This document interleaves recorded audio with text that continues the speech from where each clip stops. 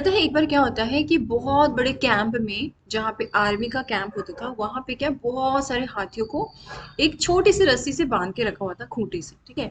अब वो इतनी बड़ी बड़ी हाथी क्या है ना कि वो निकल नहीं पा रही थी, क्योंकि उनको बचपन से, क्योंकि जब वो छोटे से थे ना तो भी उसी रस्सी से उनको बांध के रखा गया था। लेकिन वो उस टाइम नहीं उससे निकल पाते थे, क्योंकि वो रस्सी को नहीं तोड़ पाते थे जब वो छोटे थे, क्योंकि उनमें इतनी ताकत नहीं हुआ करती थी। अब वो जब बड़े हो गए हाथियां, तो तो भी उन्होंने माइंड में ये सोच लिया था कि अरे ये रस्सी मैं तो काट नहीं पाऊंगा, मतलब तोड़ नहीं पाऊंगा। इसलिए वो लोग उसी खूंटे में बंधे रहते थे। ठीक है। तो फ्रेंड्स देखिए, कभी भी ना ये मत सोचिए कि एक ही हथौड़े से, एक ही वार से आप सक्सेस हो जाएंगे, कभी नहीं। समझो आप अगर 100 हथौड़े भी मारोगे ना, तो पहला हथौड़ा बहुत ही काम का होता है, क्योंकि first war is very important when you doing anything in your life. Okay. So कभी भी ये ध्यान मत रखो कि मैं फर्स्ट अटेम्प्ट में फेल हो गया, सेकंड में फेल हो गया, थर्ड फोर्थ जितने भी फेल हो गए। आप हमेशा इतना नेगेटिव मत हो जाइए, क्योंकि हो सकता है कि आखिरी चाबी ही आपका किस्मत खोल दे। ठीक है। सो देखो, उस हाथी से हमें ये शिक्षा मिली है कि देखो इतने बड़े हो गए फिर भी ना उन्होंने ये माइंड सेट कर रखा है कि भाई हम ये छोटा सा रस्सी हम नहीं तोड़ सकते। लेकिन वो कर सकते थे, लेकिन वो नहीं कर रहे, क्योंकि उन्होंने उनके माइंड में बचपन से ये पैदा हुआ था कि नहीं, हमसे तो ये रस्सी टूटेगी ही नहीं कभी। तो प्लीज ऐसा मत सोचिए, हमेशा कोशिश करते रहिए, कभी ना कभी सक्सेस जरूर होगी। Hello friends, welcome back to my channel pieces warrior. मैं हूँ आरती और स्वागत करती हूँ मेरे इस यूट्यूब चैनल में। तो फ्रेंड्स, हम लोग क्या कर रहे थे, जितने भी रामसे साइट है वो ऑलमोस्ट मैंने करवा दिया है, जैसे आप देख रहे हैं स्क्रीन पे। ये सारा ऑलमोस्ट हो गया है, ये सारे जितने भी हैं। अब जितने वन वन बचे हैं ना, जितने भी स्टेट्स में, वो मैं आज फिनिश करवा दूंगी, तो हमारा जो टोटल रामसर साइट है 75 वो पूरा कंप्लीट हो जाएगा। ओके। तो चलिए इस वीडियो को हम स्टार्ट करते हैं।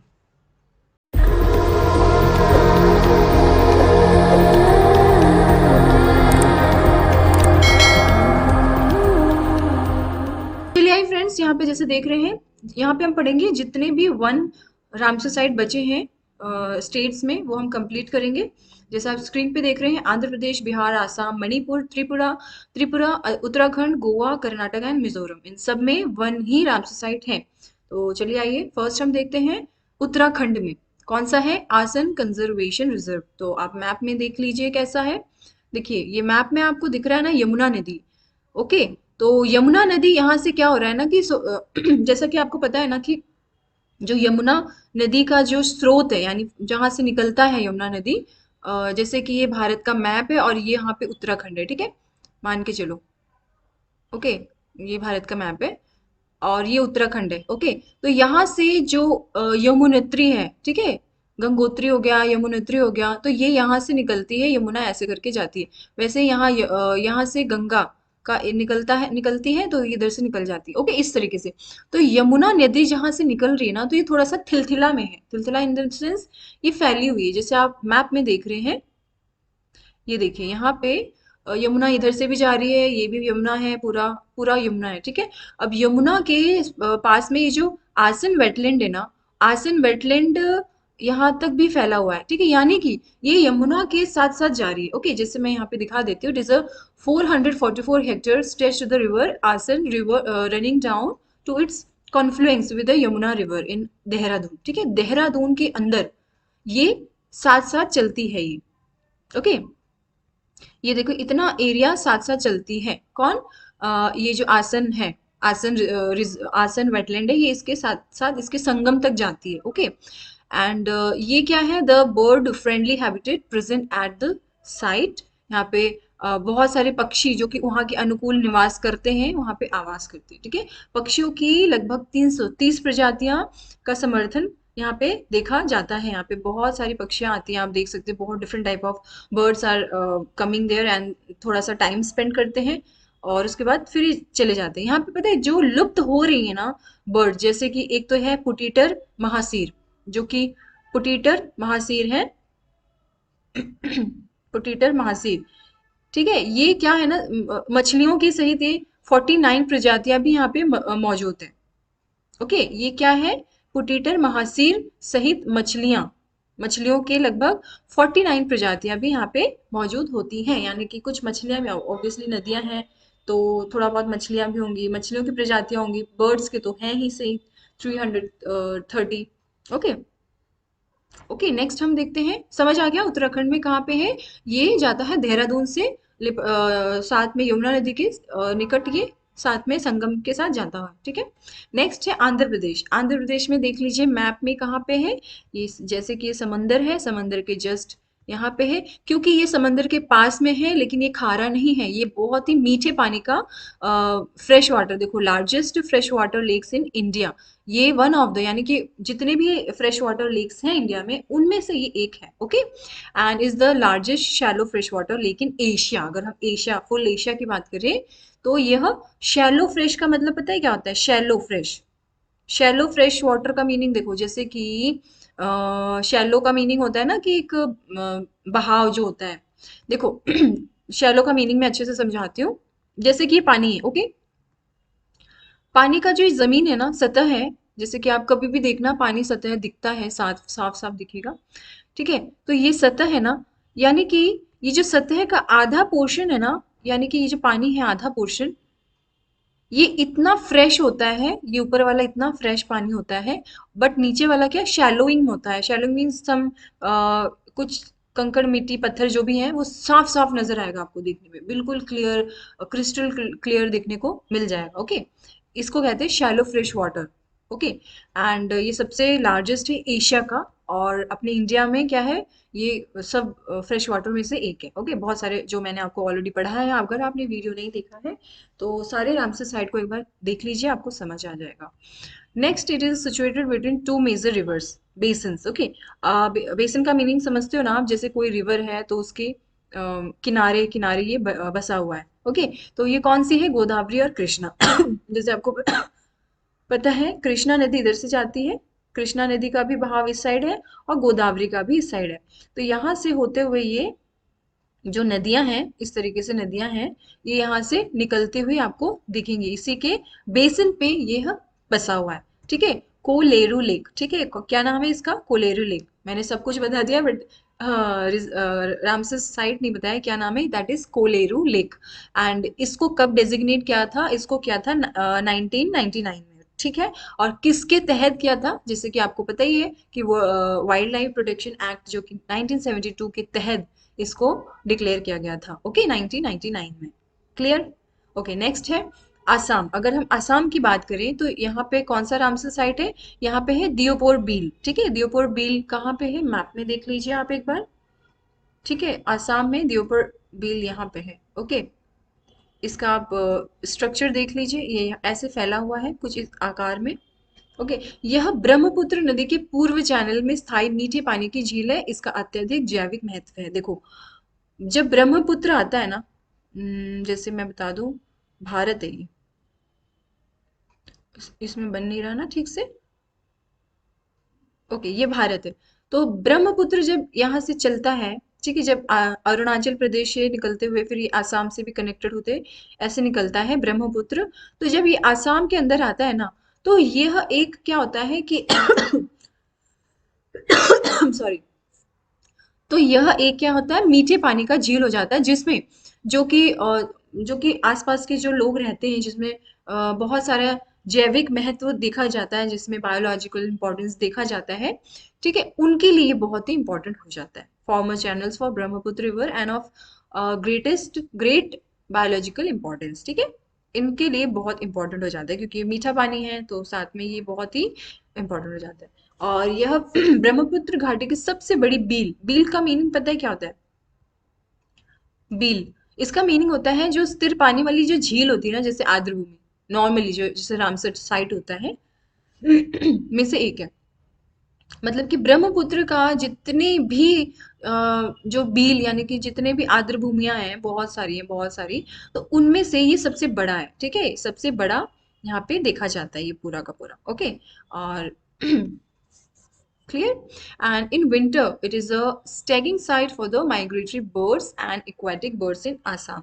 आसाम में क्या है ना कि जो भी जल में पनप रहे हैं ऐसे जीव जंतु जिनको संरक्षित करने की बहुत जरूरत है, एंड ऐसे पक्षियां जिनको, जो माइग्रेंट है, जो बाहर से आ रही है, उनको संरक्षित करने के लिए जो बहुत जरूरी है, उसके लिए ये जो दियोपर बिल है वो बहुत ही इंपॉर्टेंट रोल प्ले करता है, ठीक है। एंड दियोपर बिल कब डेजिग्नेट हुआ था? ये हुआ था 2022 में। क्लियर? चलो आगे बढ़ते हैं। बिहार में हम बात करते हैं, ये है कबरताल वेटलैंड। देखो, कबरताल वेटलैंड कब डेजिग्नेट हुआ था? ये हुआ था 2022 में, ठीक है। 2020 सॉरी 2020 में यह डेजिग्नेट हुआ था। And is also known as a Kabartal jheel. इसको झील भी कहते हैं क्योंकि पहले ये क्या था कि झील था, ओके। अब फिर धीरे धीरे जब पता है ना, जब कोई भी चीज जब स्टार्टिंग में होता है तो वो नॉर्मली एक छोटा सा प्लेस माना जाता है कि चलो ये तालाब है, ये झील है, वटेवर। लेकिन जब वो धीरे धीरे और इस्टेब्लिश होता है, उसमें बहुत सारे जीव जंतु आने लगते हैं, तो उसको क्या कर दिया जाता है कि मतलब कि कंजर्वेशन के तहत उसको लिया जाता है ताकि चीजों को हम बचा सके। उसको क्या पूरे चारों तरफ से घेर लिया जाता है। जब इस तरीके का काम होता है ना, तो उसी को कन्वेक्शन बोलते हैं कि भाई इसको हमने घेर रखा है, इसको हर हर एक चीज रूल्स एंड रेगुलेशन के थ्रू होना चाहिए, एवरीथिंग। तो रामसर साइट फिर ऐसा बन जाता है, ओके। पहले झील था, फिर अब राम वेटलैंड हो गया धीरे धीरे। And it is one of 18 wetlands with in a excessive fluid flood plain complex. अच्छा, एक चीज और समझाऊं। फ्लड प्लेन परिसर क्या होता है? देखो जैसे कि यहाँ पे आप देख रहे हैं ना पिक्चर में सॉरी, पिक्चर में आप जैसे देख रहे हैं, ये है कवरताल वेटलैंड, ठीक है। अब यहाँ पे क्या होता है ना, जैसे मान के चलो कि ये नदियां हैं, ठीक है। जो भी है, पानी का जो स्तर है वो जा रहा है। जब पानी का बहाव होता है ना ऐसे इस तरीके से, तो जो किनारे में क्या होता है ना कि जब पानी के साथ साथ जितने भी सॉइल होते हैं, सैंड्स होते हैं, रॉक्स होते हैं, वो धीरे धीरे इसमें जमा होने लगते हैं किनारों में, ठीक है। जितने भी छोटे छोटे सॉइल हो गए, जितने सैंड और मिट्टियां हो गई, जो रॉक्स हो गए, टुकड़े हो गए पत्थरों के, वो सब यहाँ पे जमा होने लगते हैं। जब वो इस तरीके के जमा हो जाएंगे ना बहुत एक्सेसिव में, तो इसको क्या बोलते हैं? फ्लड प्लेन कॉम्प्लेक्स बोल दिया जाता है, ओके। और यह क्या है? 18 वेटलैंड्स में से ये एक है, ओके। 18 वेटलैंड्स अगर हम टोटल बात करें 18 वेटलैंड्स में, तो बिहार का ये वेटलैंड ऐसा है कब्रताल, जो कि यह फ्लड प्लेन कॉम्प्लेक्स बनाता है, ओके। इस टाइप से जितने सॉइल सैंड्स रॉक्स हैं, ये सब इकट्ठा किनारे में फैला देता है, जैसे कि आप देख रहे हैं यहाँ पे। ये यहाँ पे किनारों में बहुत फैला के चला जाता है ये पूरा, ओके। एंड 5 गंभीर रूप से लुप्त प्राय प्रजातियां कौन कौन सी है? एक तो लाल सिर वाले गिद्ध, ठीक है। लाल सिर वाले गिद्ध, गिद्ध पता है ना आपको? लाल सिर वाले गिद्ध वो अब धीरे धीरे विलुप्त हो रहे हैं। सफेद पूंछ वाले गिद्ध, सफेद पूंछ वाले गिद्ध भी विलुप्त हो रहे हैं। और साथ में भारतीय गिद्ध, इन ये और है मिलनसार, लैपविंग और बियर्ड पोचार्ड। इन जितने भी है ना ये 5 जो एंडेंजर्ड स्पीशीज हैं, ये धीरे धीरे विलुप्त हो जा रही होती जा रही। तो इनको बचाने के लिए ये जो कब्रताल वेटलैंड है बहुत ही इंपॉर्टेंट रोल प्ले करता है, ठीक है। नेक्स्ट है मणिपुर। मणिपुर में कौन सा है? लोकटक लेक। देखो, ये बहुत ही इंटरेस्टिंग सा है क्योंकि लोकटक में ना बहुत सारे आपको ना देखने को मिलेंगे। नेशनल पार्क भी आपको देखे। नेशनल पार्क कौन सा है? ये है कईबुल लामजाओ नेशनल पार्क है यहाँ पे, ओके। चलो फर्स्ट हम डिटेल देखते हैं। फर्स्ट ये कब हुआ था? 1998 में इसको डेजिग्नेट कर दिया गया था। और आप मैप में देख सकते हैं यहाँ पे, ये ठीक है। मैप में आप देख सकते हैं लोकटक झील है, जो कि लोकटक लेक यहाँ पे देख रहे हैं मणिपुर में है। एंड यह पूर्वोत्तर भाग के सबसे मीठे पानी की झील है और देश की सबसे बड़ी झीलों में से एक है। जैसा कि मैंने बताया ना कि जितने भी हम स्टेट्स पढ़ रहे हैं अभी, जैसे कि ये भारत है, ठीक है। जितना भी हम स्टेट पढ़ रहे हैं ना, इन सब में अब एक एक ही रामसर साइट है, तो ऑब्वियसली उन स्टेट के लिए बहुत इंपॉर्टेंट हो जाता है। तो जैसे मणिपुर की अगर बात करें तो लोकटक सबसे इंपॉर्टेंट है। और क्योंकि भारत के पूर्वोत्तर यानी कि ईस्ट में, जैसे आप देख रहे हैं ना, ये ईस्ट हो गया, ये ईस्ट हो गया, ये नॉर्थ है, साउथ है, वेस्ट है। तो ईस्ट का ये सबसे मीठे पानी की झील है, ओके। एंड ये सबसे बड़ी झीलों में से भी एक है वहां की, देश की, ठीक है, देश के। And due to ecological problem it was added, okay. जैसे मैंने पिछले वाले वीडियो में बताया था कि मॉन्ट्रिस रिकॉर्ड क्या होता है कि जो इकोलॉजिकल प्रॉब्लम होते हैं, ह्यूमन इंटरफेरेंस होते हैं, जैसे कि अभी मैं बात करूं अगर दिसंबर में 2022 के लास्ट दिसंबर में क्या हुआ था कि उत्तराखंड में जो कौन सा मठ है, जो ज्योति ज्योति ज्योति मठ ऐसे करके है। वहां के घरों में क्या दीवारें आने लगी, दरारें आने लगी, बहुत सारे घर ऐसे हैं जो कि दरारों से फट रही हैं, ठीक है। तो उनका रीजन यही है कि लोग वहां पे बहुत सारा क्या कर रहे हैं, खुदान कर रहे हैं, बहुत सारा मिट्टी का ये खुदाई वुदाई चल रही है। उसकी वजह से क्या हो रहा है कि जो लैंडस्लेक्स है ना, वो धीरे धीरे खसक रही है, जैसे कि पहाड़। अब वहां का जो एरिया क्या है ना कि ठोस मिट्टी पे नहीं बना है वो, जो कि ऑलरेडी पहले से बना हुआ है, पहले के जो जो पत्थर हैं वो ऑलरेडी बना हुआ, उसी पे वो घर पूरा बना हुआ है, ठीक है।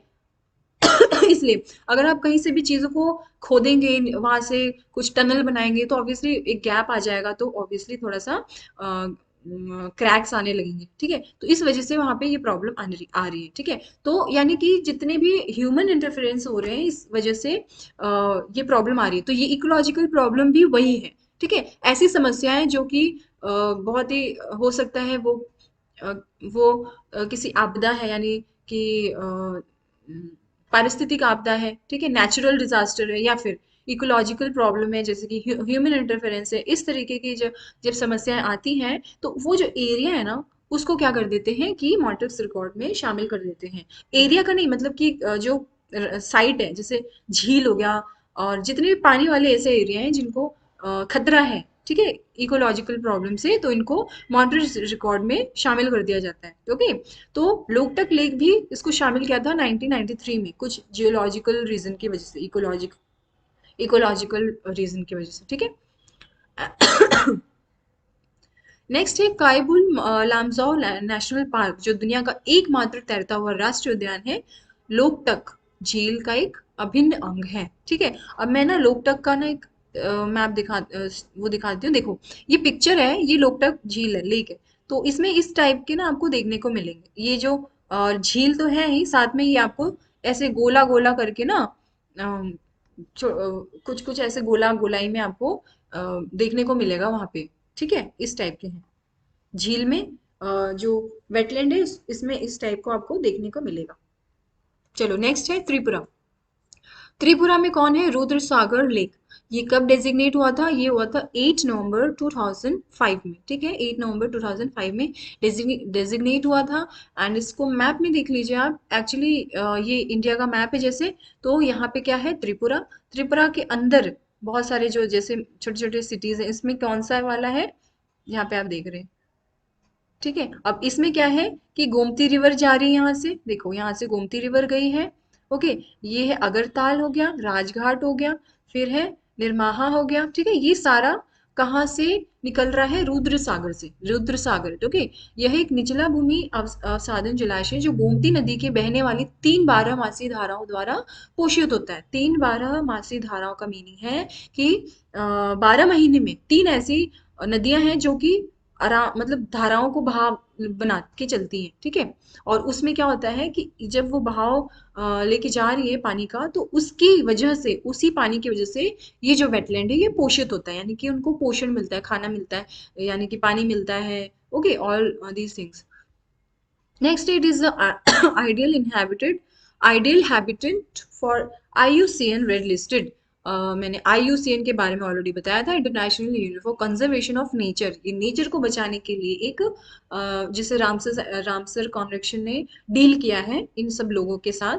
तो ये इसमें रेड लिस्ट ये होता है कि इनको बचाना है तो भाई किसी तरह भी बचाओ, है ना। तो इनको रेड लिस्ट में डाल दिया है, ओके। एंड इसमें कौन सा है, जो है ये क्या है, थ्री स्ट्राइप्ड रूफ टर्टल, कचुगा, ओके। कचुगा मतलब एक टर्टल है, उसका नाम है कचुगा, है ना।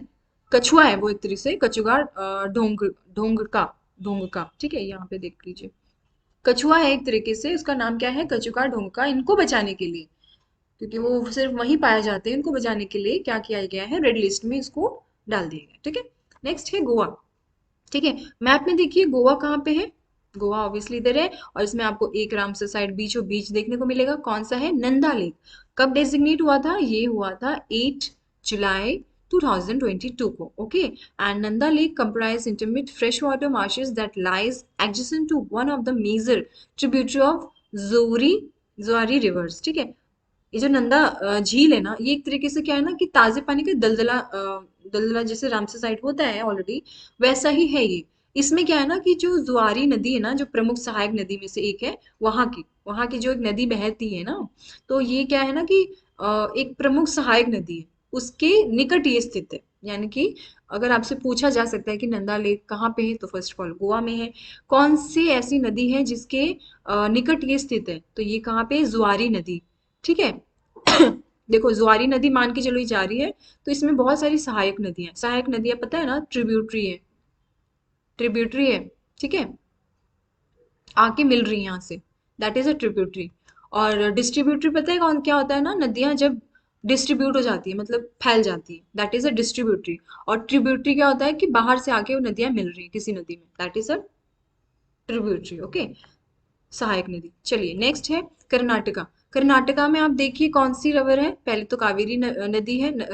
कावेरी नदी के ही कोने में बसा हुआ है रंगना थित्तू पक्षी अभयारण्य। ठीक है, रंगना थित्तू पक्षी अभयारण्य, ये कहाँ पे है? कर्नाटका में। ठीक है, इसको याद करना है ना, बहुत इजी। देखो कर्नाटक यानी नाटक हो रहा है, किस चीज का? ठिठ्ठू यानी कि रंग। नाटक होता है तो ऑब्वियसली कलर लगा के, रंग वंग लगा के, बहुत सारे कलर लगा के ही नाटक होता है, तो ऐसे याद कर सकते हैं। ठीक है, नाटक। ये कब डेजिग्नेट हुआ था? ये हुआ था 15 फरवरी 2022 में। Okay, and it is the largest bird sanctuary in Karnataka. Karnataka में सबसे बड़ा ये बर्ड सेंचुरी, यहाँ पे बर्ड्स देखने को बहुत सारे मिलेंगे आपको। ओके, एंड इसमें क्या है, यह मांड्या जिले में, ये जो रंगनाथ हित्तू है किधर है? मांड्या जिला है एक, वहां में कावेरी नदी के तट पर स्थित है, जैसे मैंने दिखाया ना, जैसे कि ये कावेरी नदी जा रही है, यहीं पे क्या है? मांड्या जिला है। ओके, यहाँ पे ये बसते हैं, और यहाँ पे कितने प्रजातियां हैं? बहुत सारी पक्षियों की बहुत सारी प्रजातियां आपको देखने को मिलेगी। ठीक है, नेक्स्ट हम देखते हैं मिजोरम।